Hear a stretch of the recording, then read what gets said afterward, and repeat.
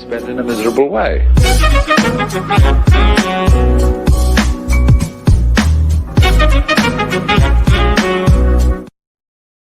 U.S. News: The mayor's effort to play down Henry Ford's anti-Semitism backfires. The New York Times. By Steve Friesen. Dearborn, Mich. Henry Ford is everywhere in Dearborn, Mich., his hometown, where more than 70 years after the famed industrialist's death, his name or likeness graces everything from the Performing Arts Center to the manhole covers.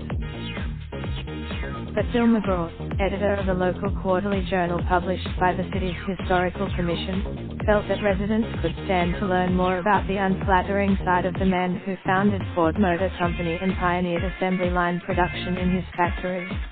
During the 19th, in general, Metro Detroit and its institutions tend to treat Mr. Ford gently when it comes to his dark side, he wrote. But his anti-Semitism, and so when the latest issue of Mr. McGraw's quarterly, The Dearborn Historian, arrived off the presses, it contained a special report on the extraordinary efforts by Mr. Ford to spread hate. That's when the mayor of Dearborn, John B. Orley, decided to bar the City Finance Journal from distribution.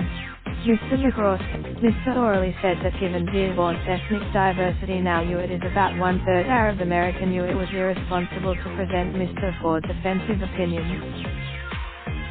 It was thought that by presenting information from 100 years ago that included hateful messages without a compelling reason directly linked to events in Dearborn today, this position of the historian could become a distraction from our continuing messages of inclusion and respect, the mayor said in a statement released Friday afternoon. Copies of the magazine were delivered to the Dearborn Historical Museum, which distributes them, but they have since been returned to the printers. In protest of the mayor's decision, the city's Historical Commission unanimously passed on Thursday night a non-binding resolution with one abstention that asks for the magazines to be mailed to the journal's 230 subscribers, all of whom are members of the museum. Mr. McGraw, 67, who has lived in Dearborn for 31 years, was a longtime reporter and editor for the Detroit Free Press. He said that most readers learn of the large portrait of Mr. Ford hanging in Hitler's office in 1931, and Hitler's statement to a Detroit news reporter, "I regard Henry Ford as my inspiration." But Mr. McGraw also included in his report an article on how Mr. Ford's descendants have consistently supported Jewish charities and cultural organizations. A recommended read. In the essay, he described the growing diversity of the Detroit region and the nation, and the backlash to it, which includes a well-documented rise in anti-Semitism. Ford's attacks on Jews were distributed around the world before and after World War II and, alarmingly, they influence budding neo-Nazis today. It's a subject where, while the mayor may have been trying to limit the reach of the journal, his decision has only spread word of its content. Tens of thousands. It is just really important to emphasize that history is looking at the whole picture, Jonathan Stanton, the Historical Commission's chairman, said in an interview. If we're only talking now, instead of Dearborn confronting its past, Mr. Stanton said, people are talking about how the city is reluctant to discuss history. We really agree with the mayor's views about the present and the efforts on inclusivity, he said.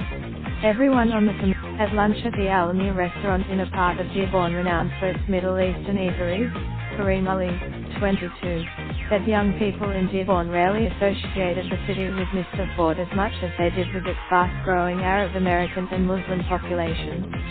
He said that until it does nobody any good to censor this kind of thing, said Mr. Ali, who attends a local community college. I am against hate. Felicia Calvo, a 45-year-old Dearborn native, said her father, who worked for the Ford Motor Company for 34 years, told her that as venerated as the company founder was, he definitely had an impact on the trials that the Jewish community went through. She finds the mayor. This is not something that Ford Motor Company, or the Ford family have ever denied, said Ms. Calvo, who works in information technology. I was also aware. Daniel Markey, a 76-year-old retired high school chemistry teacher from Howell, Mich., who was taking his 4-year-old grandson to the Henry Ford Museum of American Innovation, said he understood the mayor's instinct to protect Ford's legacy. But sugarcoating it, what does it accomplish to pretend that this is a part of Henry Ford's story? Mr. Markey asked. Raindrop, drop top, top smoking, no cooking the hot pot. Fucking on your bitch, yeah, that. Looking up, open the park.